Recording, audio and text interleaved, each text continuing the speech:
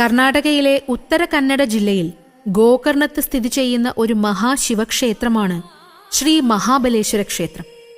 കാർവാർ നഗരത്തിന് സമീപം അറബിക്കടലിന്റെ തീരത്താണ് ഈ ക്ഷേത്രം സ്ഥിതി ചെയ്യുന്നത്.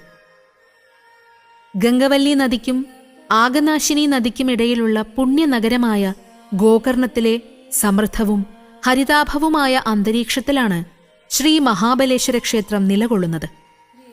ഇവിടുത്തെ പ്രതിഷ്ഠ പ്രാണലിംഗം എന്ന പേരിലാണ് അറിയപ്പെടുന്നത്.